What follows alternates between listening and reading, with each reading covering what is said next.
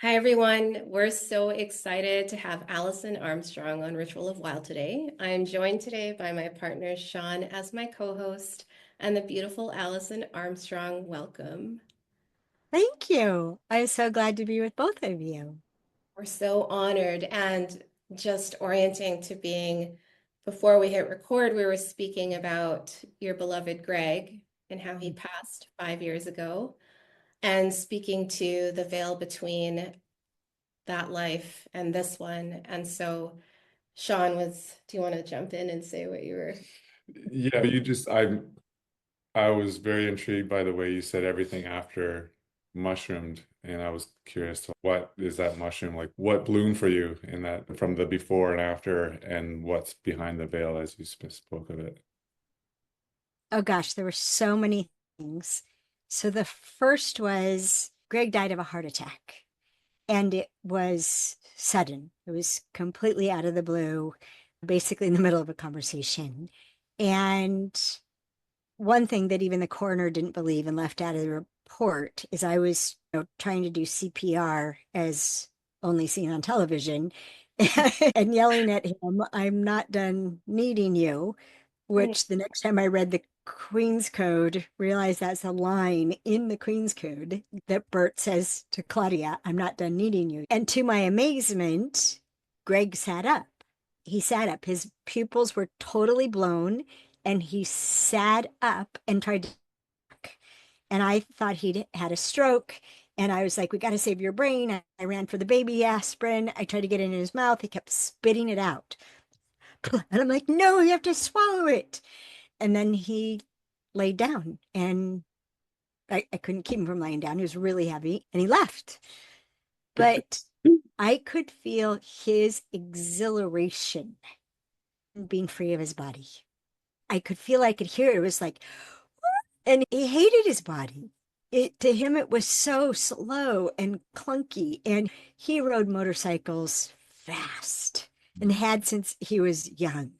And I'd measure his fun by how much leather he took off that outside of his riding boot, leaning over in the curves. Yeah, and he just convertibles were his happy place. There was finally enough space for who he was with the top down, and he left me three convertibles, and he just.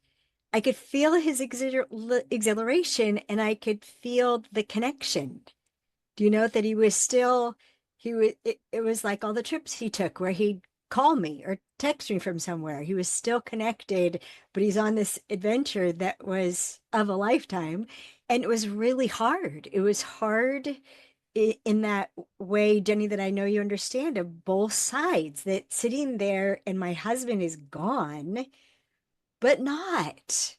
Mm. And struggling with how do I all these pictures, all these assumptions, all this imprint of what a widow's supposed to be and how you're supposed to grieve, and the assumption that most people have about death that they're gone from the universe, right? Their grief is from this person they love is gone from the universe, and they can't believe he's gone. I can't believe they're gone.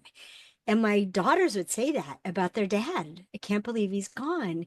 And I'd just be like, "He's not." Like, Yeah. can't you feel him? Can't you hear him? And so it actually caused a rift in my relationship with my daughter because in a way, they felt like they lost their mom and their dad Right. because he was gone and she was, whoa, doing this other thing. But I remember being at the sink washing dishes and crying, and I had some question. I don't remember what the question was, but my husband was a musician and he loved all kinds of music. And a song popped in my head that was the exact answer to the question that Wow. I had. Yeah. Yeah. And things like that just kept happening. Mm. It was 3 weeks. He died 3 weeks before our daughter's wedding. And then the plumbing went out. And he was supposed to have gotten it fixed 2 years before.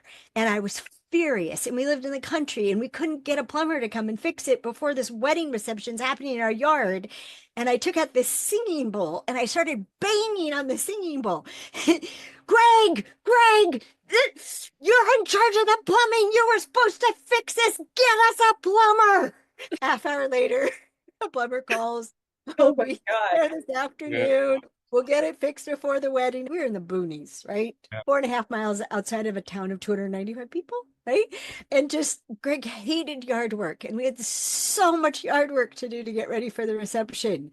And at one point, just looking at the sky and going, was this all just to get out of yard work? Is this just a ploy to escape the yard? And they're just, we had a ascension ceremony for him the afternoon that he left his body. And I got to talk to him. They're like, okay, is there anything you want to ask him? And I said, do you still want me to pay off the house? Because they say that the soul knows, right? That the soul knows, and the soul is planning. It knows it's coming and it's planning. And so for about 4 months before he died, it was in the same kind of voice someone might say, would you pass the salt? Right? Yeah. He would say, after I die, do this. After I die, don't worry about that. And like a month ahead of time, and we really didn't know anything about this happening. And he said, when I die, just sell the Porsche. And Porsche people say you can't call it a Porsche. It's a Porsche, Alison. But we decided between us, it was a nickname. We can call it a Porsche. He goes, after I die, just sell the Porsche. And I thought about it, and I shook my head and said, no, I'm going to drive it. And it was one of his favorite things, was watching me drive his Boxster. And him in the passenger seat and me driving in. My dad was a race car driver, and I've got his genes, and he's like, he'd head us into a curve and he'd go, don't brake, don't brake, don't brake. And honestly, 3 years later, so he died in 2019, it's 2022. I'm taking his Boxster. I'm going to take his Boxster to Salt Lake to have its 10,000-mile checkup. I'm ticked off about it. It's going to cost thousands of dollars. I realize I haven't been driving it because it was due for its checkup, and Greg wouldn't let me drive it until it had its 10,000-mile tune-up because he was religious about it. And I'm contemplating, what am I going to do in Salt Lake City for 6 hours? And I hear very clearly in my head, while you're there, you could turn it in for a Macan. That's another kind of Porsche. And I'm like, a Macan? How am I ever going to afford a Macan? And then I'm figuring out how I could afford a Macan by selling my Subaru and turning in the Boxster. And maybe I'd have a payment for a while, but I hate payments. But okay, I could work it out. And then once I worked it out, I thought, but what color would I want? And I don't know much about mediumship, but they say that people in spirit can see about 3 days into the future. Wow. Yeah, they can see what's going to happen. And so if you ask someone in spirit to show you a sign, so you know a message is from them, something doesn't happen because they say it. They see what's already going to happen. And so they tell you to look for that because they know it's happening. Yeah. And so they tell you, right? Yeah. And so I'm like, what color would I get? And it was about 12 minutes later, it was almost like a parade. There was a black Macan. No, that's not a good color. There was a brown one. Oh yeah, we test drove that. I could live with that. Then there was a white one. Oh, that's the best. I want a white one. And 3 days later, I'm test driving a white Macan S, which he was happy because that has more power. But the Macan GTS, which has the most power, it's crazy. That was his next car he wanted. That was his dream car. Wow. And I was just looking at the sky, like, so how does a dead guy get a dream car? How does that, right? And just laughing about it. And I love the car. It's an awesome car. It's a perfect car for mountain driving. It's a perfect car for a race car driver. It's awesome. And it just has been like that. And 4 years ago, when I was set up with my partner, I was like, okay, so Valerie told you I'm widowed. And I use the verb. I'm not a widow. I'm not going to objectify myself that way, right? Valerie told you I'm widowed. He said, yes. And I'm very sorry for your loss. And thank you. And in my head, I'm thinking, if you're going to run, run now. And I said, you need to know my husband is still very present in my life. And he probably picked you because Greg kept saying, ever since the kids were little, after I die, I want you to remarry. After I die, I want you to remarry. After I die. And he kept saying it. It made sense when the kids were little, but then later I was like, do I have to? So interesting. And, but I asked him why, right? I've been together 25 years and more at that point. And I'm like, why? He goes, I want you to be taken care of and you need to be touched. And that was the other crazy thing. He was so many things. And one of them was a body worker with healing hands. And he Oh, worked on my body every day. I just horrible, just things aching and sore. And I was very physical and horsemanship and landscaping, right? And for a month after he died, I never hurt. No part of my body ever hurt. And I'd wake up in the morning like I'd been Reiki'd all night. Yeah. wow. And I don't know if you know who Suzanne Giesman is. Yeah, She's she's a medium. she's a medium. She's in the top 5 mediums in the world. A whole other part of the story, I was doing a Shift Network book club for the Queen's Code. So I was considered staff. And a few months after Greg died, I get this email from Suzanne Giesman saying that Stephen Dinan of the Shift Network has asked me to do a reading for you and will contact you when we've made space. We have a waiting list of 400 people. And but we'll schedule some extra time to do this for you. And so 4 months after Greg died, which that's the gap Suzanne likes to keep because she says it takes them that long to figure out how things work from the other side. And she even noticed when we did the reading, which felt like spending 40 minutes with Greg, she even knew, she goes, wow, he's traveling a lot. And oh, he says he can do everything but feel you. He can see you, he can touch you, he can talk to you, but when he touches you, it's like there's glass in between. Wow. And it just fit with my experience. One time I was just sitting and going, wow, I miss holding your hand. And I put my hand out to the side and I waited. And it started to vibrate and like this tingle to it and this vibration. And then I felt his hand in my hand. And Wow. yeah, we just sat there and held hands. And I literally could go on and on. He was a poet. I started spontaneously writing poetry and this pouring out of poetry. And then Suzanne Giesman says she knew nothing about me, nothing at all. She said, oh, you have a book in you.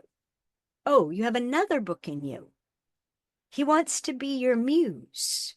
He's, oh, he's sending you songbirds. And she didn't know that on the front of the journal my friend gave me that all this poetry was being written in. It said, your head is a forest full of songbirds. Oh, wow. Just, I literally could go on and on. His healing hands, I had like baby healing hands. When I said mushroom, Sean, Yeah. I had an experience of, Greg carving out a hole in my chest where Mhm. he could like curl up like a snake or like a dog. Yeah. And it was pure joy, which describes Greg. Greg was pure joy. When he wasn't having a human experience of hating his body, Yeah. it was pure joy. And so it was like I had a depression. I had a space in my chest. And then I went to this really special place in Kauai called the Lauai International Center, which is physically the source of all the Hawaiian healing energy in all the Hawaiian Islands. It is the physical source of it. And Oh. I'm in the temple at Lauai, lying on the maple floor, not a stitch of metal in it. And I'm lying on the floor, and this energy came out of the ground and through my back and connected with the space Greg had made in the front. And it felt like this culvert. Literally, a culvert was made in my body for this healing energy to flow through. Yeah. And these sounds came out of my mouth that we later traced to the Qigong sounds Wow. of earth and metal. And then these hands, which if I talk about them, they light up, but they also light up when if someone's in pain, I don't have to even know they're in pain. If they can help, they've literally reached out to touch strangers, just Yeah. reached out and glommed onto some part of their body. Yeah. And I try to, I'll like try to have a little more say over it, and they'll get really revved up. And sometimes it can hurt so badly from wanting to touch somebody. And I'm like, could you please do me the favor of letting me put my hands on your shoulders? Would you let me do that?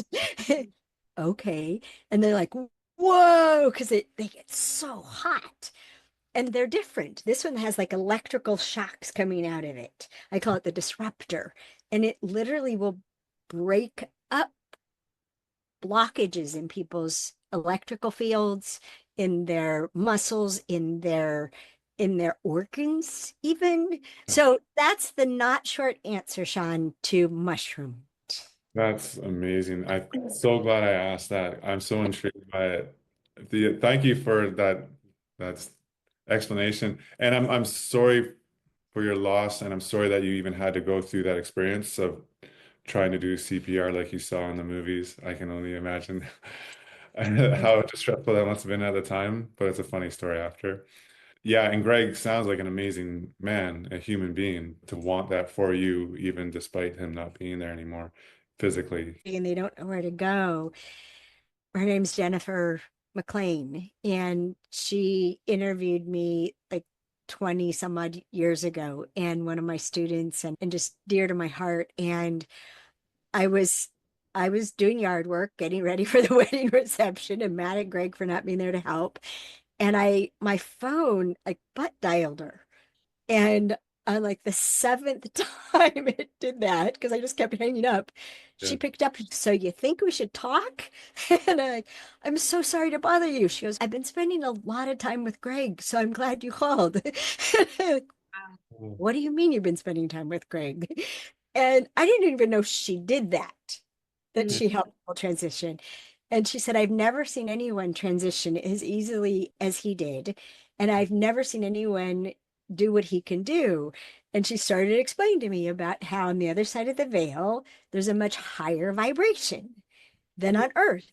And on Earth, there are people of varying vibrations and lower and higher vibrations. And that the thing she'd never witnessed before, which Suzanne Giesman also attested to, was that Greg can alter his vibration to cross back over the veil and visit. Yeah. Oh. And yeah, and show up places that he's needed. He can do that. And I tell you more, but it's private to the people he showed up for. And yeah. Sean, one of the best days of his life was the first time we encountered what I call a real psychic. Mm. And he was wondering about why he was having such conflict in his job, which he thought was supposed to be his dream job. Yeah. And the woman said, You're from another planet, and your energy does not mesh with theirs. And she said, I'm from another planet. She said, I'm from another planet. And I look at him going, Of course you are. And he was just so happy. It made sense of his whole life and how he didn't fit ever. And Oh, then when Suzanne was doing the reading, she goes, He's been traveling. Pleiades? What, visited Pleiades? Mm. Okay, we'll look at that later. yeah, it comforts me so much to know that there's people out there, first of all, that can make that connection. I lost Yes. my father a while back, and I feel him, but I don't know if it's just me thinking I feel him, but it just hearing your stories really just makes me feel good inside to know that I'm not the only one. And I know from your work, women in general are probably more connected to source. So for me to feel it as a man, I question it a lot, and I don't really maybe trust my intuition about it all. So I really do appreciate your stories, and it just, yeah, I get goosebumps when I hear stuff like this. So thank you for Wow. answering. It's beautiful. You're really welcome. And just for anybody who might have heard that oddly, this thing with our feelings seems to be a constant connection to the eternal, which Mm, is why when our feelings are hurt, it's the scariest thing that can happen to us. yeah. And just we're just lost in the dark. And Just so the audience. so I don't want it to take I don't want women to take it like women are better than men that were more connected to source. Okay. It's that the focus that testosterone causes in the brain is set up for connect, disconnect. You guys are built for that. Great. To connect to this, it's in your entire focus, and then disconnect and transition to a new connection. Okay, yeah. And my dad, 2 weeks before my dad died, I knew I had to visit him. And it was his birthday, and he didn't open his eyes. And I and the people at the memory care sang him happy birthday, and they recorded it so he could watch it when he woke up. And I sat down and I was holding his hand. And when Greg died, my father's reaction was he was distraught. He said, "How is it right that Greg is gone and I'm still here?" Mm, And he felt so close to Greg. He woke up in the hospital once and Greg was sleeping there with him. And yeah. he looked over and went, "It's Greg. Oh, I'm safe." And he went back to sleep and he was having horrible hallucinations. And anyhow, so I sat with my dad and I said, "You asked Dad, you asked me, how is it right that Greg would die before you? And I want to tell you how it's right because he's told me what it's going to be like for you. And I'm going to tell you now what it's going to be like for you." And I got to express to him, "Dad, you have taken this body for a wild ride for more than 80 years of extreme everything, Yeah. right? Everything it had to give. And your brilliant brain, your magnificent, brilliant brain is betraying you." And dementia runs in my dad's family, right? And he died of late stage dementia, just like his mother and both of his sisters. And I said, "Your brain is betraying you. But when you let go of your body, what Greg has shown me is the people you love will be there. And if you want help, just look for Greg. He will help you get used to what it's like on the other side of the veil. And the betrayal that your brain has shown you in this dementia, it will be gone because it's of the body and you will no longer be of the body. And you'll be free of it and you'll be completely yourself again." And he kept squeezing my hand. Every once in a while, he'd squeeze my hand to let me know he's hearing me. Even Mm, though he's in the mm, other state, he was hearing me and he'd yeah. squeeze my hand. And it just, to get to tell him there's nothing to be afraid of, to know there's nothing to be afraid of. And I said, "Dad, we're going to talk story," because that's what we always would say about our dad. "Oh boy, Dad can talk story," that Hawaiian expression. And it's just, "Dad, we're going to talk story. Whenever you want, I'll be listening. We'll talk story. It's not over. This is not over." Mm, And truly, if Sean, if you can feel him, I mean, you can ask questions, you can ask for signs, yeah. you I've heard this before. yeah. And when you say, "Show me a sign," whatever pops into your head, Yeah. he put it there. Now Right. go looking for it. Yeah. It's And funny you're saying all this because he comes to me often. And yeah, I love a good reading. And I love that Greg, I feel like Greg is in the room. Like he wants to be a part of this conversation. And as you were sharing your story, the tears were just streaming. I'm so touched, first of all, by the palpable love I can feel as you speak about him and by his energetic presence is just so beautiful. And so much of it mirrors what we were speaking to earlier about the veil being thin and just naming that when I had that near death experience, what I felt on the other side was when you said the voice, it sounds like someone's just saying, "Pass the salt." It was like a voice that was just like, "It's not your time." It was just like I knew it and it was safe and it would be fine that after that moment. And so I love that you circle back to this and the mediumship. And then speaking about your dad, Jimmy, who's not with us, but is probably laughing, Yeah, chuckling right now yeah, at Cracking the up. similarity. Yeah. It's beautiful. And I love that the conversation opened up this way because this is not what I expected. I'm so Oh, yeah. To tie off a couple of ends, because of what I'd experienced leading up to the reading with Suzanne Giesman and what it was like to be with her, I went and did her training called oh, Serving Spirit. And it's called Serving Spirit because people in spirit have incompletions. They are looking after people. They have messages that they're trying to get through, warnings they're trying to get through, or assurances they're trying to get through. And even they're in their 12-step program and they want to make amends and apologize and to give them the way to get those messages through to their loved ones. It's part of their piece. And when I went to the training, Suzanne said, I think this is going to seem elementary to you because it's really methodical. And I'm like, I could use methodical. And because I wasn't aware of that, I knew like my grandmother would talk to me from time to time.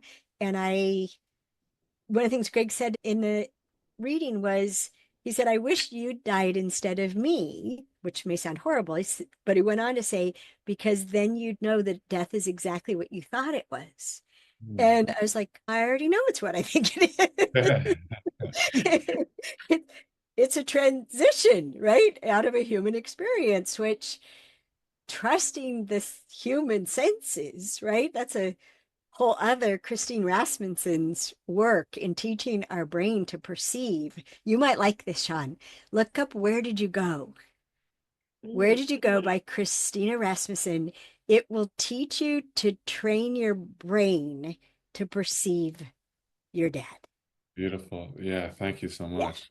Yeah, Yeah, it will literally teach you how to trick it into seeing what it excludes in order to make sense of the human experience. yeah, And it can be a little weird. yeah. Dude, I'm okay with I, weird. I had a steering wheel disappear while I was driving. I was like, no, bad time. Yeah, yeah, But the other thing, just I was talking about telling Dan, my husband's still very much a part of my life, and he probably picked you.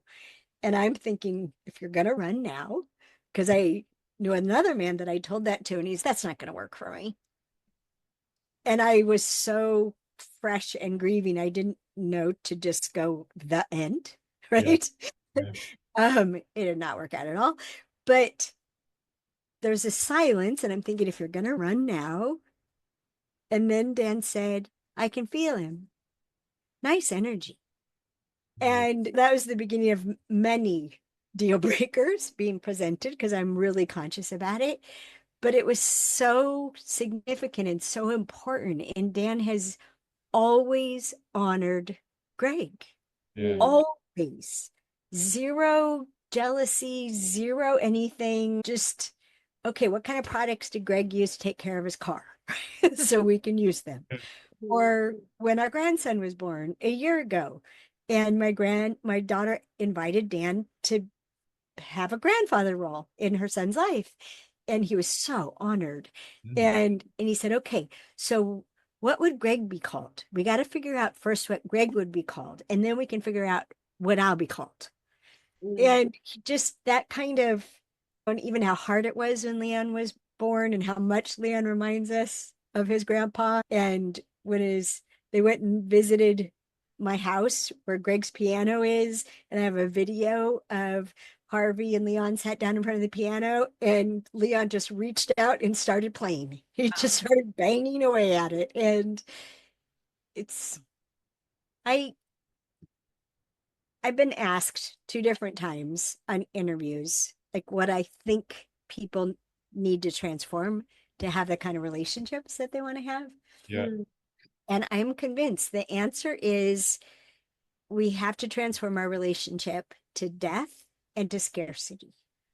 And as long as we believe body death is the end, Mm. always we're going to think our instincts are right. We're Yeah. going to think our instincts are steering us well when they're steering us away from happiness and fulfillment, Yeah. right? And as long as we believe in scarcity, there's such a thing as the one. Mhm. Right. How do I make space for Dan in my life if Greg's the one? Out of 8 billion people, isn't the one like the ultimate expression of scarcity? What if and thinking that if we end a romantic relationship with someone, we have to stop loving them Yeah. instead of no, keep the love. Keep the Mhm. love forever. Capacity for love just keeps getting bigger and bigger. It's we don't have to trade one in for another. We have an ever expanding garage. We can have as many cars as we want. Yeah. We can Yeah. have so many loves of our life. Yeah. And yeah, go ahead, please. That speaks to one of your overall, like what from the limited knowledge I have of your work, which is mostly understanding women, one of the Very biggest themes that I really adhere to is that theme which you called both like the part of us that is instinctive and reactive and what you called human animal compared to human spirit. And good. how do we show up at any given moment in human spirit as opposed to being sucked into the human animal. And I think you Yes. just touched on that there, but I love that's my biggest takeaway from your teachings and try to notice where I'm showing up as like an animal or a spirit. Yeah, if that makes sense. Did, did you listen to the Understanding Women that's on Audible or Yeah, the course that's on our site? unaudible. Yeah. Okay. Okay. Yeah, that was the original one. It was recorded in about 2006 or 7 or something like that. And it was around 2006.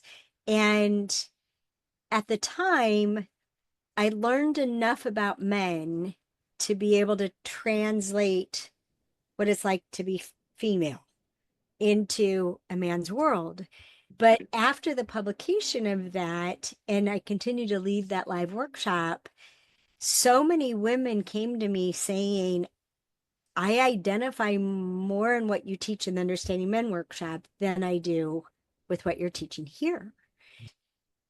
And so I shifted to looking at men and women in terms of hunters and gatherers.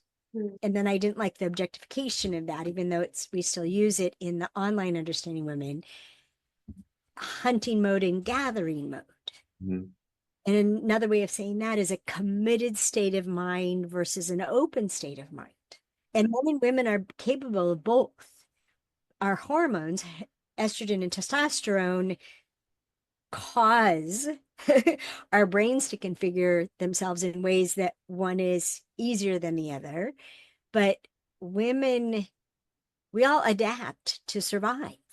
Mhm. And women who are involved in the workplace and careers and who have to produce results, they will spend their testosterone, which men have 15 to 30 times more than women, they'll spend their testosterone making themselves focus and accomplish Mhm. Mm. and exhaust themselves.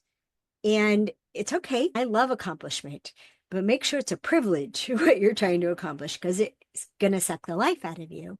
Where our estrogen, which creates diffuse awareness, which you would have learned about, gives more of our happy place without time limits, without a precise order of results having to be produced so that we can putter. I call it puttering, where we have plenty of time and we can just be pulled by, oh, straighten this pillow, wash these dishes, let's bake a cake. Yeah. Okay, put a load of laundry and bake a cake and wash the dishes and straighten some more. And I am the most free when I have all day and don't have to complete anything before I do the next thing. So true. Right? Yes, it's human instinct. Something that's happened also, Sean, since the recording of that is I've chased instinct. So I've chased instinct and I started with human instincts. Mhm. And then I started to see how many of our instincts are herd and pack instincts. Okay.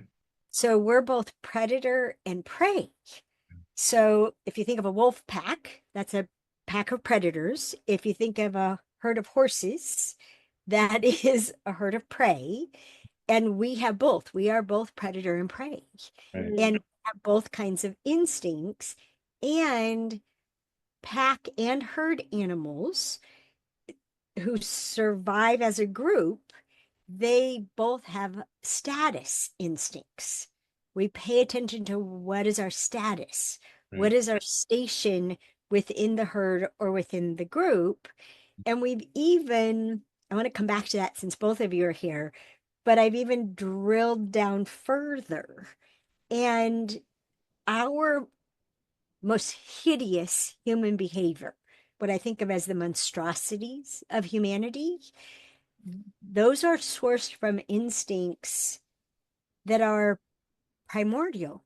They're instincts we share with bacteria, with fungi, with the trees I'm seeing outside the window. Yeah. They are basic procreate, protect, provide instincts, and they're ruthless. And there's a discernment that of what's me, it's allowed to live. What's not me, Yeah. expel it. A sneeze is a not me immune system reaction. And we have not me reactions. And women who, for the most part, we feel safe when we feel connected, will lean in to someone that we perceive as ourselves. We perceive sameness. Oh, you're like me. And we'll lean into it because that makes it easy to connect and we feel safe. Most men lean into not me. You're not like me because we're both scanning for strength, and a woman scanning for strength desperately needs to connect with the people that she perceives as strong, because then she thinks they'll use their strength for her instead of against her.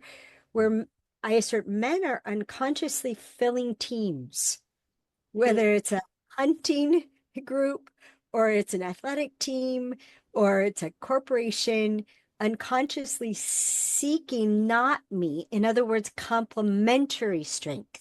Right. Yeah. And men have even said this: I don't want to marry someone like me. I'm not looking for someone like me. And this is another way where men and women can make such great partners, except we muck it up.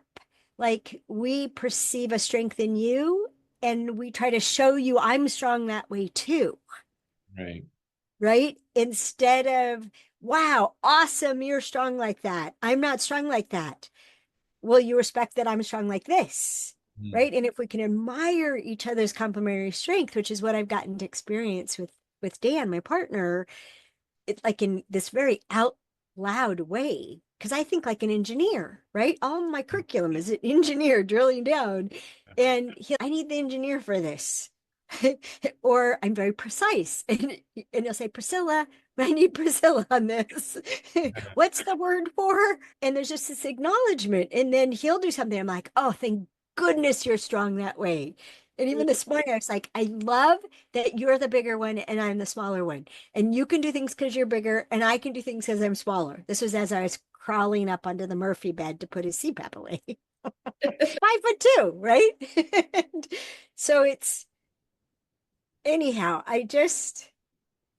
that human instinct, many of our human instincts aren't even human. So They're much more primitive than that, and they're fully operational, and they're the source of prejudice. They're the source of tribalism, which is an expression of prejudice. They're the source of genocide, which, I mean, is all in the same domain. And they're even the source of women trusting too much, right? That if we have this great connection, we think that connection means more than it really does. And here's this thing I wanted to say. And this is probably especially true with what's happening in different parts of the world now, including where I'm from, Los Angeles originally. And that is, since men tend to be more pack and women tend to be more herd, it helps to understand how like a herd of horses works. which is where the lead mare is paying attention to the well-being of the herd. And she's the one that decides it's time to eat now, it's time to rest in the shade now, it's time to go walk to water now. She decides all of that, and she needs to have a lot of space around her so she can pay attention to everybody. And this is while the stallion is circling the herd. And Mhm. if you think of a hierarchy of instinct, so procreate, then protect, then provide. Yeah. So he's circling the herd to protect what he's procreated, right? All the babies are his. Yeah. These are his mares and his babies. And he's circling the herd, and he's almost always looking out. He's not looking in. He's Mm. looking out for the threats. He's looking outside for threats, unless there's a mare in heat. And I've actually seen a stallion who smelled the urine of a mare in heat. He came into an arena and she had left, and he smelled it and he went, and he like stopped doing what he was being told to do. He's a very well trained stallion, and he just went,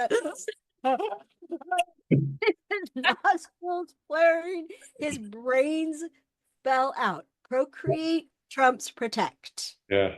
This is why I tell you men, if she's more than a 6, run. Yeah. The I think- opposite direction. She will make you stupid and crazy. Mhm. And but it's also why did it, Dan does it. So many men wake up in the morning and check the news, looking for outside threats. What's happening in the world that I've got to protect my loved ones from? Interesting. And most women, the news just hurts us. Yeah. It just hurts us and it depletes our energy. And I just I keep my head in the sand. I focus on what I can make a difference and save my power for where I can make a difference. Mhm. And I have people who know I do that. My children, when Greg died, my 3 kids were divvying up. Okay, what did dad do for mom that we now need to take on? Mm. And so my youngest daughter took on being the one who would, Greg called it news from the outside world. And so she took on, and now she's turned over to Dan, being the person telling me about relevant things happening in the world that I need to Yeah. know about. And my son took on feeding me. He stayed with me for a month, and his job was to make sure I ate. And oh gosh, they were amazing. But it's natural. It's natural that women don't want to know current events. And Mhm. it's natural that most men do want to know. And Yeah. especially wherever their field is. Greg would read the Wall Street Journal every day Yeah. because corporations were his field as a CPA, corporate CPA. Anything you want to say about that? I'm so curious about everything you said, and because of the stage we're in, we started having children later. According to Western medicine, geriatric. I was 37 with my first, Mhm. and we Mhm. have 2. And so, how does that all weave into the tapestry of maybe from your experience and knowledge of postpartum, where the mother's brain is it's so unraveled? Like she just Mhm. birthed a human, and they say it takes up to 2 years for the mother's chemistry to even return to some sort of balance. And I find what I'm tracking in relationship is that a lot of what partnership go through is like a bit of a disruption, like a bit of a breakdown, because they too are birthing a new relationship. Like they've never raised a child before. And I feel like where the man is genuinely trying to help, maybe the woman is not recognizing that as help, and it becomes more of a criticism than an appreciation. And vice versa. We speak different love languages now because now our love and focus might primarily be on the baby. And whereas initially it's like It was just you and each me. other, obsessed with each other. A lot of that takes a back seat. And then we're still learning. Yeah. One of our Yeah. biggest fights is like, why? Like for me, why do you leave the bottle unwashed in the sink? Like you'll do all the dishes. And I'm like, there's an energetic thing there. Like we need to cut that. I wonder if I can guess why. Like you, I but don't it's even. still a mystery in the household. I, I wonder if I guess why, but I won't worry about that right now. So I can help unpack this. You want me to? Yeah, yeah. Please. Okay. And there's more I would refer to you to that will help. But there's several things going on. One is this hierarchy of instincts, procreate, then protect, then provide, is at play. And I assert that it, human instincts are activated the most as parents, more than anything else, even as much as they're activated by courting and mating, it's the worst as parents. And the reason being that you have created this being who is the future of your genetics Mhm. and also the future of the tribe. Yes. This is why people think nothing of telling you what to do with your kid, Mm. because they own your kid. Yeah. And this is why we all have so many opinions about how everybody's children should be educated. Everybody's children should be this, because they're the future of our species. Mhm. And what happens, and I explain this it's under shop products, it's called empowered parenting. Okay. And the subtitle could be Transform Your Childhood, because I was just about to lead the course. I had it all laid out. And a few minutes before I went on Zoom, I realized, oh no, people are going to be worried about what they're doing wrong. Mm. They're going to worry about what they're doing wrong. They're afraid they're going to hear what they're doing wrong. Yeah. We Mhm. got to approach this differently. And I'm guided a lot. Thank you. Thank you. Thank you. Thank you. And right as I went into the sessions, I shifted and I started by, okay, remember being a child. Mm. Remember being a child. And I think about what you most wanted, whether it Mhm. was your mom and your dad, whomever the important adults were. What did you want the most? And I assert that what we wanted the most was to be adored. Mhm. And the definition of adored, I don't know if you hear us, Allison, but you're just frozen. that's really You what were we want. We you want were from our, frozen there. It cut out at the definition of adored and then it froze. okay, it says this is unstable. Okay. I can't remember the order, but it has esteem and it has regard and it has love in it. Mm. That we want to be held in the highest esteem. Mm. Mhm. And if you think about being a child, even though we wouldn't understand those words, we want to be adored by our parents. Yeah. Yeah. But the instincts prevent it Mm. because you've created this child and it flows from procreate to protect. Mm. And I think of creation as green energy. There's so much life in it. Yeah. Protect is like lead. Mm. Protect is like lead. And so here a child is born. The first response is to protect it from everything external. We wish we could have a police escort surrounding the car if we didn't have the baby at home, right? Or if we ever go out, right? So there's a reaction to protect from everything external. And one of the things that can really go awry is protect the child from the other parent. Like you're, you, there's this fantastic video called Happiest Baby on the Block. And I love this video. It was family friend gave it to my daughter. I got to watch it when my grandson was a couple days old, and I stopped freaking out about what they were doing with my grandson because it's based on the assertion that the first 3 months of a baby's life is the fourth trimester. Yes. Right. And yeah, so you know about this. Yeah. And so everything and it makes perfect sense instinctually that babies would have a calming reflex. Because if they're hollering, the whole tribe's going to die. The tigers are going to find us and we're going to die. You have to be able to silence them instantly. Yeah. And so all of the methods taught in Happiest Baby on the Block are mimicking the womb. Mm. And so Leon was in that pre-sleep stage that some people call fussy, that I never use that word anymore. Just, okay, he's agitated. And my son was mimicking his mother, his sister Claire. Jeff was imitating Claire. Claire was doing CrossFit right up to a few days before Leanne was born. Claire deadlifted 200 pounds 9 days Wow. before her son was born, right? And so Jeff's got a hold of Leon and he's going, he's okay, now we're on the treadmill, lifting it. And Leon was just like, oh. That's so interesting. And normally that would, like, a mom's going to react to that going, what are you doing? You're Yeah. shaking up too much, right? And yes, the shaken baby syndrome. This is not that, right?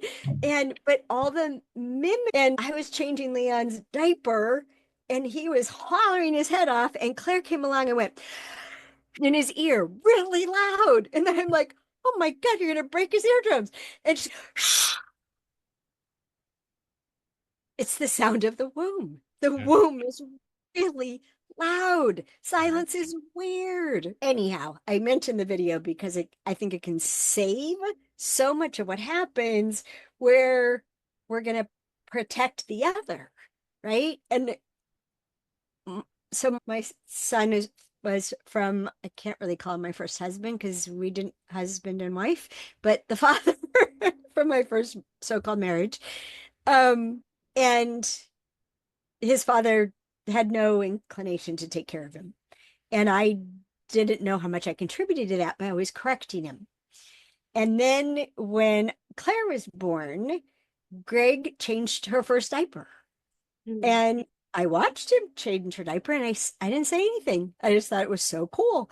And he kept changing her diaper, and I didn't say anything, and I didn't say anything. And after a few weeks, he came to me and he said, I notice when you change Claire's diaper, she doesn't have the same kind of blowouts that she has when I change her diaper. Nursing baby, right? The blowout. Mhm. And she goes, would you show me what you do? And until that moment, I didn't say anything. And then I just showed him what I did to get it all snug to preserve, to keep it from blowing out. And Greg literally changed more diapers for both our daughters than I did. Way more, like probably 10 times more than I did. And he loved it. He's, do you want to freshen up?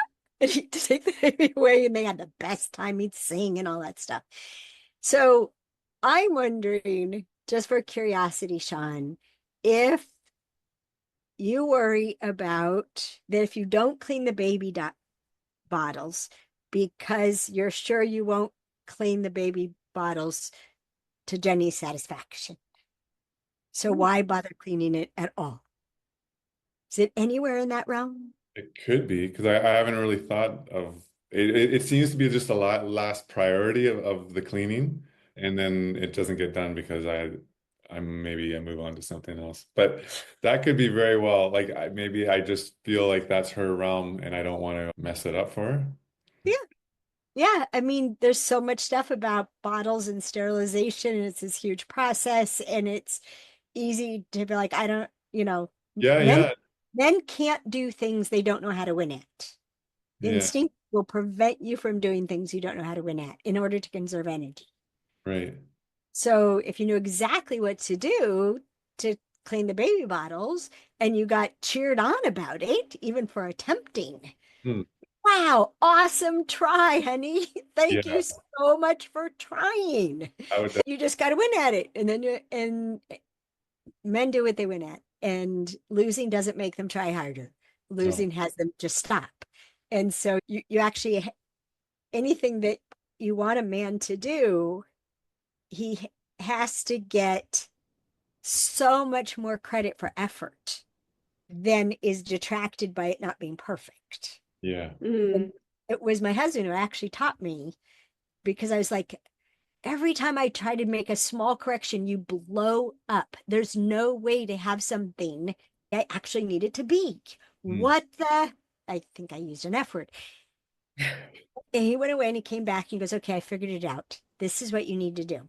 When I do something for you, first you notice how great it is and you tell me everything that's great about it. And you tell me the difference that it made and how much you appreciate it. And after that, then you can say, The only thing that would have made it more perfect is. Mm. Just So what like I'm hearing is the importance of appreciation. oh, Give it's huge. credit. Anything huge, you cannot overestimate the importance of appreciation. Anything you want to continue happening has to be appreciated, and it has to be appreciated in their currency. And Mm, there's like at least 20 different currencies, and often people are paying in the wrong currency and it's not translating. We have mhm. it's called the appreciation equation. It's on our website too, under shop products. But yes, it has to be appreciated. But it was just when he said the only thing that would make it more perfect is, oh my gosh, this man needs to be perfect for me. Mm-hmm. Mm, And most men do. And they'll blow their tops when they've tried really hard and it wasn't perfect. And that's what's emphasized. Yeah. mm. Yeah. And yeah, it's just part of how we're wired and conserving energy. And unfortunately, I think it's because men are so nurtured by beauty that your brain scans for beauty. And we can die. Like we bring back a poison berry, we can kill the whole tribe. So we're afraid of what's flawed. We're afraid of what's not. Yeah. So while you're scanning for what's right and what's beautiful, we're scanning for what's wrong, what's off, what's dangerous. That makes And so that, much. yeah. And so that's the source of that. Mostly what we're speaking is about what's wrong Okay. instead of, let me tell you everything that is awesome about what you did for me. And then could I ask for one thing to be a little different next time? A little different? Could you hang the towel there so it'll dry? Yeah. Yeah. Yeah. I feel, oh, go on, sorry. No, go I was ahead. just gonna say, I feel like it speaks to the delivery and how much that matters. It's two people can say the same thing, but if you have different charges behind it, it can be received in either an empowerful, like a very empowering way, or a very critical, like criticize and condescending way. So it's just like the mindfulness of how you say it. I know that counts for me, especially when Yeah. he walks in and doesn't know what kind of day I've had. Or like for his job as a first responder, him walking in not knowing what he witnessed on his shift, for example. So it's Yeah. just that mindfulness factor, which isn't always easy to access when you don't have capacity as a post, like when you're fresh in postpartum or just mothering two little ones, right? Yes. Really hard. And what you mentioned before to complete unpacking this, so we have to watch for that protect energy. And what are we protecting the child from? And I believe this is why virtually every human being ends up with the question, what's wrong with me? Mm, Is because we're protecting from external threats. And then at some point, we see character flaw. And mm, now we're trying to protect the child from themselves. Mm. We think they're going to fail in life because they're too this or not enough that. Yeah. mm. And we start focusing on protecting them from that. And then we're all left with there's something wrong with me. I'm not adored. Yeah. I'm Yeah. not I'm not good enough to be adored. And it's just instincts at play. Yeah. And empowered parenting is the prequel that I did after the fact to parenting in partnership. And parenting in partnership, the first part is how do you partner with each other? And the second part is how do you partner with your young people? Mm. I don't Mm, call them children because that's like a second class. They're young people, they're little people, but they're people and mhm. their powers of perception are stunning and they are watching so closely and they're learning by what you model. Yeah. And so the other thing to what you said, Jenny, and we talk about this in our Understanding Love and Commitment course online, and it's actually the last session that talks about union, that talks about partnership. And this is hard. This is a victory of human spirit. Is the way that I say it is make the partnership and the needs of the partners, both of them, your first priority. Mm, Because your instincts have you make your children your first priority, Hmm. and Sean's needs are second or third or fourth in line. Hmm. Mm. And men don't do well when their needs aren't met. And since men like to focus, men like department stores, not strip malls. So they want to marry a department store. And they just go there to get this need and go there to get this need and this, but they never have to leave the store. But their needs often are, like we teach about it in the Queen's Code, their needs are below their focus until they break through their focus. It's actually chapter 6 of the Queen's Code. It's called the breaking point. Right. So a man can be getting hungry and be unaware of it until he's so hungry it breaks through his focus and he can't do what he needs to do. He can need sex and it's building, and his levels of testosterone, which are related to also how much he gets to rest. And when men haven't rested enough, which first responded people aren't getting regular rest, that lowers testosterone levels, which makes men cranky. And so it's one of the things that women have to learn is he comes home, he's going to need to rest before he can pay attention to you and the kids. Right. So if you make the need for rest, daddy's got to rest. Let's kiss daddy and then let him go to sleep. Let him go rest, whatever rest looks like for him. It could be sleep. It could be in front of the television. Yeah. But he's got to rest first. And then you can tell when a man is rested and transitioned because then he shows up and he's like, how are you, honey? And we're usually pissed. I've been trying to tell you how I was for the last 2 hours. Ouch. You were? Oh, that's so funny. Right? It's this whole testosterone, estrogen, focus, diffuse awareness dynamic. And if you, like one couple that I coached them on, they made a deal. It was awesome. He was an emergency room doctor. This is all, by the way, in Celebrating Partnership, Okay. which is on Audible and on our website. Mhm. And so I created Celebrating Partnership when I knew we were retiring our couples retreat. So this couple was in our retreat. He was an emergency room doctor. She was a mom, and they had foster children and all kinds of things going on. And he would come home from these long shifts at the hospital, and she was desperate for connection because she hadn't had any for the entire time. Mm. And she's just sending me a text. And I am either operating or I'm trying to catch some sleep so I can operate some more. I don't think to send you a text. You would if you really loved me. And so we call it Let's Make a Deal. If I had it all my way. And what I say about getting your needs met is you always want the initiation to be with the person who has the need. Don't leave the initiation to the other person. Dr. John was supposed to remember to text his wife, and he could remember to do that. Or he'd remember when he's in the middle of surgery. Oh, yeah, text her when I'm done. It's 12 hours later, saving someone's life.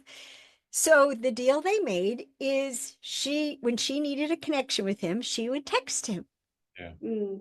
And so he'd get done doing what he had to do. He'd look at his phone. There's a text from his wife, always a loving text, right?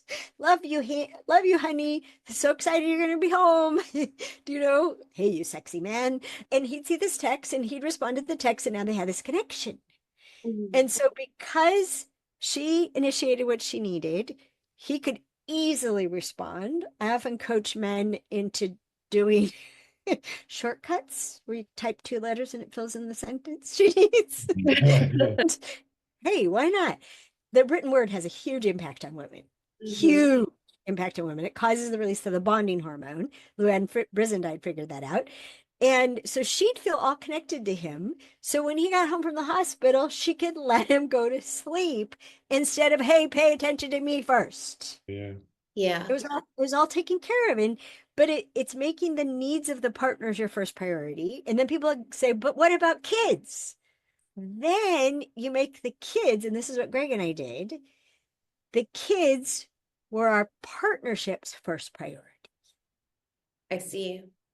Yeah, not just mine, not just his. They were the partnership's first priority. And then we actually would trade, you could think of it as like the lead. Like I was the one who took the lead when the kids were little. And Mhm. then my business partner retired, and Pax was going to disappear unless I took the lead with making the business my higher priority. So I know kids only thrive when they're someone's first priority. And so I asked Greg to make our kids his so that I could run the business. I asked him to quit his career to do it. And he agreed and he did it and he loved it. Amazing. He loved it.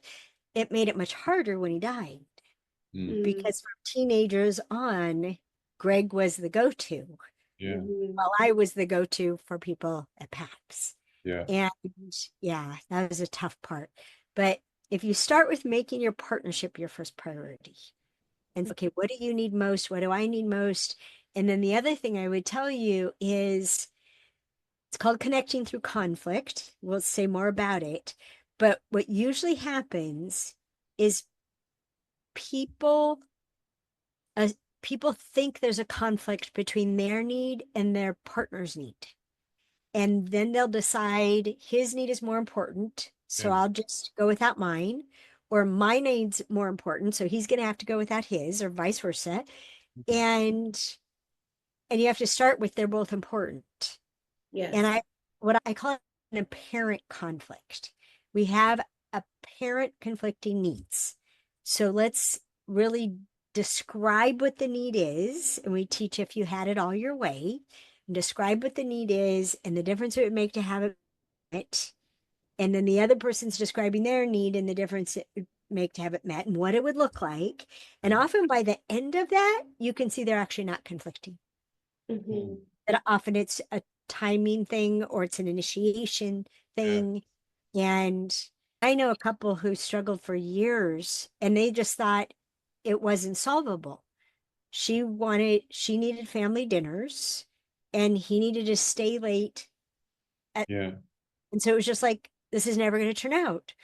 As we delved into it, and if you had it all your way, we found out he didn't need to stay at the restaurant till it closed. He just needed to close it.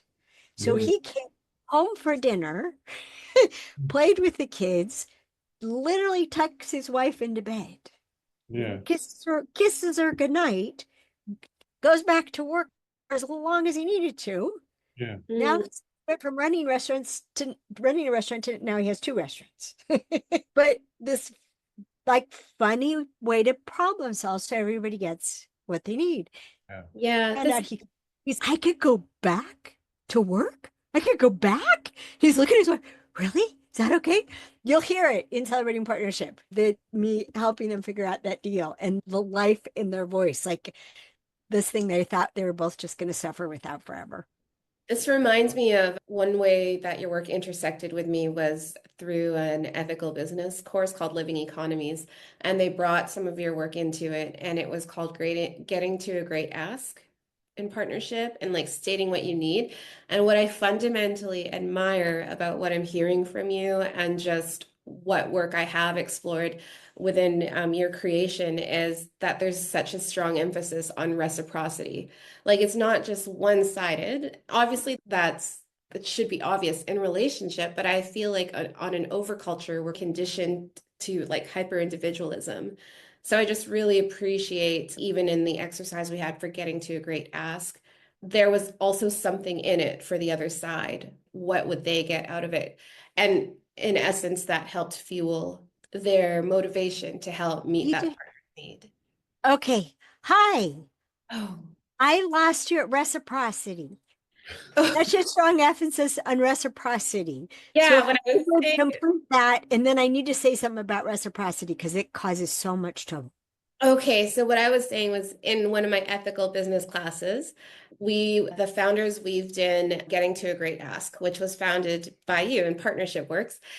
And what I love about it is there's this emphasis on reciprocity. Like you can ask for something you need, and there's this inclusion of what the person on the other side would get to. And I found, because I've practiced this, I've used it with other podcast guests, like to ask them to come on.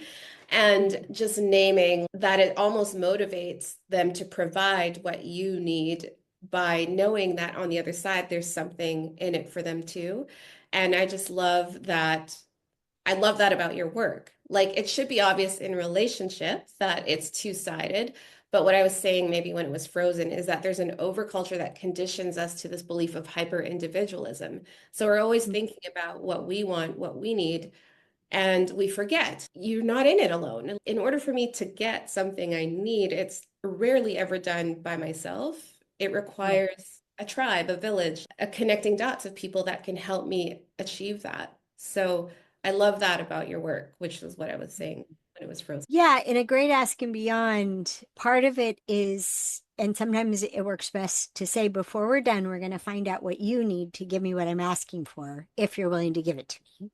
Mm, And often what a need being met, which by our definition, when a need is met, there's a huge benefit. And when it's not met, there's a cost. And often the benefit of the need being met, that's the benefit to the person providing. And this is why so many men, a woman will say, I want this and this. And he'll go, will that make you happy?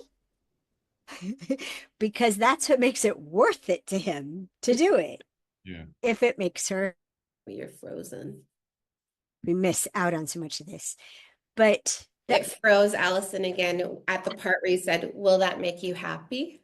that make you happy. Because that Yeah, motivates them. that's a benefit to men. That's how you win in a relationship. And, but so many of the benefits, when somebody gets something they need, like when Sean gets the sleep that he needs after whatever kind of shift he had, which maybe there was nothing that happened. He doesn't need sleep and he just needs a little transition time and then he wants to play, right? Which is means we have to be awake and paying attention to what's really happening. But the thing I wanted to say something about reciprocity Yeah. because there's another huge difference between women and men. And reciprocity is a currency of appreciation for women. Mhm. And we have precise reciprocity. I listen to you talk for half an hour. Now you listen to me talk for half an hour. Mhm. And this gets us in trouble because I teach women how to listen to men.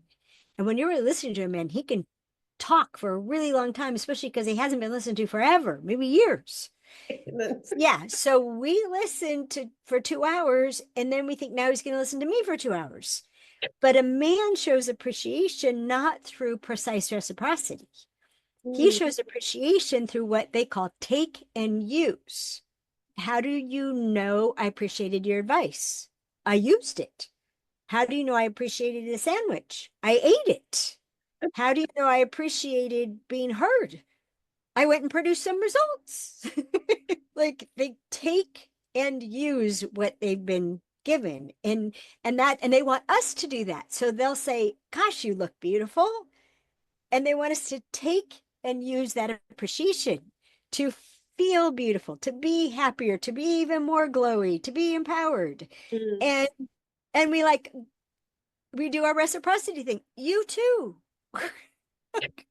Until they stop complimenting us because we don't take and use the So compliment. true. Yeah, women don't know how to receive compliments. Sometimes you could say something like, "Oh, you look, that shirt's so beautiful on you." And some women will say, "This old thing, oh, it's just old and raggedy." There's always a follow-up, never just thank you. Thank you. That was really nice of you to say. That neither men nor women are good at receiving for different reasons. Huh. And it's that we work on throughout our curriculum. And Greg called it the big trick, the day of the big trick, because I assert that fulfilling relationships are a product of as much of giving as of receiving. Mhm. And in sync with the opposite sex, we ask people to think about in the situation that you desire, right? Because I created it originally for singles, but applies to everybody. In a situation you desire, in that desire, in that situation, what do you need to give? And then what do you need to get to keep being happy giving what you need to give? Mhm. If we pay attention to it that way, we end up much better off. Yeah. And we all need to give. And there was something I was trying to give to Greg, and he just wouldn't let me. And I'm the provider. And Mm. I screamed at him. I'm like, you think you're the only person here who needs to give? And who need to give? Duh. So if I let you give to me, that would be providing something? Yes. That would be, you would be providing for me Yeah. by letting me give to you. Yeah. Yeah. That's what he calls the big trick. Mm. Mm. Loved it. It changed everything. Yeah. He never really was great at it. And I only knew one other man who was my boss many years ago who was great at receiving until I met Dan. And Mm. Dan is so great at receiving, it just takes my breath away and allows me to overflow towards him. Yeah. Mm. And Oh, and yeah. yeah, I go ahead. just, I love that you said that because the first thing I originally wanted to explore with you and just naming, I know you have to go soon. So are you okay to go 5 more minutes, 5, 10 more minutes? Oh, I just looked at the clock. Yes, I could Okay. go till 20 till. Okay, So perfect. What I wanted to speak to with the overflow, I wrote this quote down that you said, we have so much attention on taking care of other people and providing for other people that we live our lives in ways that cost us the essence of who we are. What if we didn't and instead set our lives up so that they filled us up, allowing us to overflow effortlessly towards others?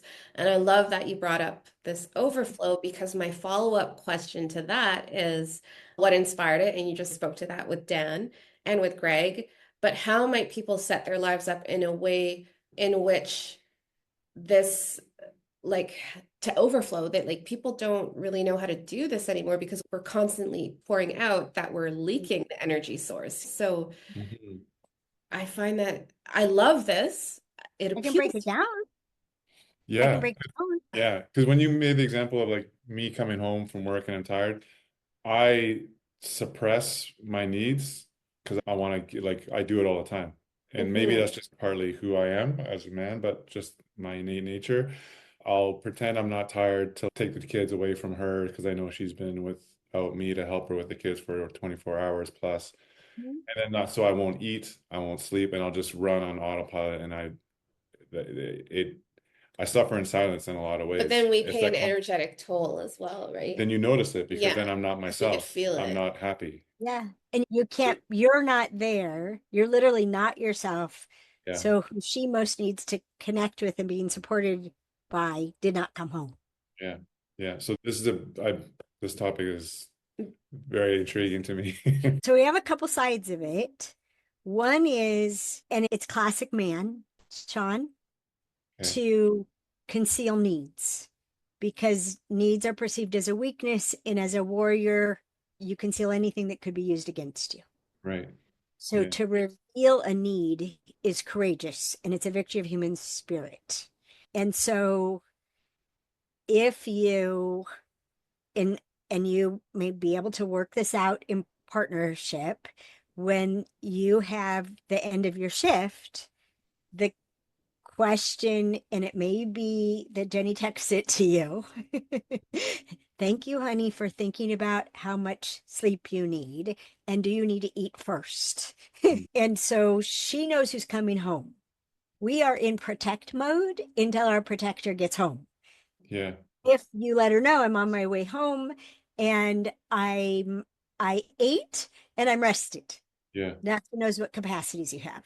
Yeah. I'm on my way home. I need to eat and sleep for 6 hours. Okay. Yeah. She can dig in and be prepared for that. She Mhm. can call and ask for help. She can say, okay, when you get home, I'm going to take the kids to the park so it's quiet. Or she can make a plan based on knowing what it's going to take for you to be restored. Yeah. Yeah. And the trick is to don't fudge it. To be true. Yeah. So, yeah, one of the people closest to me runs our company. He's going to inherit my shares of the company. Her husband is a deputy sheriff. Mhm. And they pay really close attention to what is he need, because like yours, his job is dangerous. He needs to be well rested for his job. And the whole family organizes around that and getting awesome time with their dad. And it can work. It's Mhm. just it's just starting to cough up and realize it's fine to say, I need this. Yeah. Yeah. Instead of, what do you need that for? Okay, let's make a plan. How about this? Yeah. And that's another thing to watch out for is we often won't tell the other person what we need from them because we've tried to figure out how are they going to possibly give it to me. We try to make other people's plans. Mhm. And the way that I articulate it is if you're the receiver, and in this case, you coming home, you're the receiver. You Right. want to be the provider, but you actually need to be the receiver first. Yeah. If you're the receiver, your job is to figure out the what. And then you tell Jenny the what, and then she figures out the how. The reason being that she's now the provider, and everyone makes plans, and you know this, Sean, everyone makes plans that play to their own strengths and ideally make their weaknesses irrelevant. So Right. this is why, as a woman, when we try to tell you what we need and how to do it, huge mistake. Huge. Try to turn you into an implementer instead of being accountable. Yeah. This is what I need from you. What do you need from me? And even further, one of the things we teach is when you really get into partnership, that's okay, you make your plan and tell me what my part is. Right. Yeah. Yeah. And so that's what you need from me in order to give me what I'm asking for. So this is where provider, receiver, right? Yeah. To be the provider, you need to receive or you don't need to receive. And she needs to know what you need before you can give her what she needs. And if you keep working on it, you'll get so good at it. Mm. You'll be like, oh my gosh, we're amazing. That feels so And good. then Yeah. and then you're modeling it. If you have these conversations in front of your little ones and Yeah. they're this, you'll they won't be very old before they're doing it with each other. Yeah. Right. And seeing the partnership in it, they can be partners. They can be on the same team, like their mom and dad are on the same team. Yeah. And taking care of each other. Yeah, I love that. I love that so much. I'm sure there's resources that you have for us that I'm willing to learn more about this because I'm all about this. And I just have to name when you said like if Jenny can ask you what you need, like just that feeling of her asking me felt like so appreciated and respected. And there's that just it I get tears in my eyes because I fill up with I'll lasso the moon for her if I have appreciation and respect, if I feel that, even just the littlest bit. Yeah. Yeah. Yeah. Thank you for naming that. Yeah, you're welcome. We can't have partnership until we care about each other's needs. Yeah. And we have a course called Lux, and it's the course now that I recommend that people do first. And the basis is honor yourself first, or all is lost. Yeah. And we do an exercise in there about how come you have 1,000 times more information about yourself than anybody else. And if you're not revealing that information and modeling how for someone to respect you, to honor you, to take care of you, if you're not modeling it, Yeah. nobody can do it. Mm. And it's, by the way, Jenny, it's something that also gets in the way. And I know I'm past when I said I had to go. And that is, honey, can you take the kids? I'm tired because I'm tired. Could you take the kids? A man's interpretation of I'm tired is I'm going to immediately lie down and fall asleep. But Right. Sean, from even the old understanding women, we have to quiet our minds to fall asleep.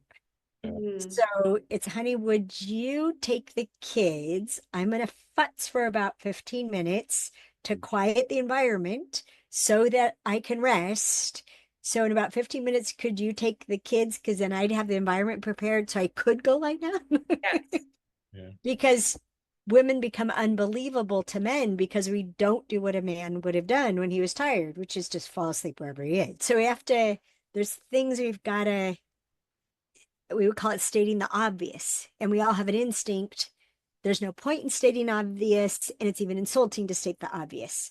But we have different obviousnesses that are going unspoken, and then we're mad Yeah. because Yeah. it was obvious and you should have done it. Obviousness creates expectations. Yes. So it's getting a lot more things out of your mouth, and it might be best to start by writing down. Mhm. And to the thing about overflowing, Jenny, if we're going to overflow, we have to stop trying to be perfect Mhm.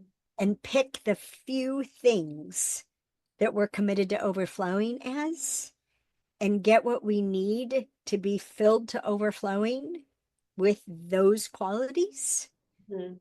because there are needs that have to be met, and let the rest go. Mhm. Just let the rest go. No, I'm not worried about being that, doing that, having that. I'm paying attention to getting enough affection and a love and alone time so I can be loving and generous Yes. without having to work at it at all. Just overflow as love and generosity. Which circles back to what you're saying, how we live from scarcity. Like a lot of us live from scarcity, and this feels a lot more of living from our abundance, just what we're innately born with. Yeah. And being human, part of the human paradigm is a limited amount of time and energy. Yeah. Yeah. So when we don't have bodies anymore, we won't have to worry about it. What I heard from someone across the veil is you can hug everyone you love at the same time. Mm. There is no scarcity, but we live in a paradigm of scarcity. Yes. Yeah. Earth is a paradigm of scarcity. Absolutely. Yeah. Yeah. All Oh, right. Speaking I of know you which, have to I'm go. gonna run. Okay, thank you so much, Allison. We're so grateful Sure. for you, and we'll attach all the ways people can find you in the show notes. Go to your website and your Instagram, right? Instagrams, I don't pay so much attention to Instagram because I avoid current events. YouTube, we respond to people commenting on our YouTube channel, Alison Armstrong videos, and I answer questions 10 hours a month for the people participating in our online curriculum. It's a great privilege of mine. And I think you might know this month is our 30th anniversary, Yeah, Um, I saw which that. completely unexpected. um, And if you figure out this deal that you make with making the needs of both of you your first priority and how you take turns taking care of each other, I would love to hear about that. If you wanted to send an email to Leslie, report I yeah, back will. to Allison, even like a few months from now, I'd love to know how you worked it for out. sure. You referenced a course or something on your, Lux. is that Lux. a framework where you can use? Lex is stunning. Yes, it's definitely a good framework for you to sort out yourself. Yeah. Mhm. And celebrating partnership is the recording that I recommend. We can listen to it on our app. It's how to structurally set up your partnership and interact with who's in charge of what, who's Mhm. the provider, who's the supporter, how you can heal breakdowns in respect and hurt feelings. And the last session is like chapter 5 of the Queen's Code, delicious sexual partnerships, Mm. Mhm. which you don't worry about wanting to have sex. That's not the point. You decide to have sex and then you cause wanting. Mm. You reverse it. And that's how couples with children end up having enough sex. Yeah. Oh, wow. We could talk to you for hours, and I know you have to Hours and hours. I'm going to go. run. Thank you for what you do. Thank you for letting me go into life after life land. I I love so it. I absolutely love appreciate. it. Yeah. Thank Yeah. you. Mwah. Such a pleasure to meet you. Thank you so much. Bye. You Bye. were here, Sean. Perfect. Yeah. Bye bye. Bye.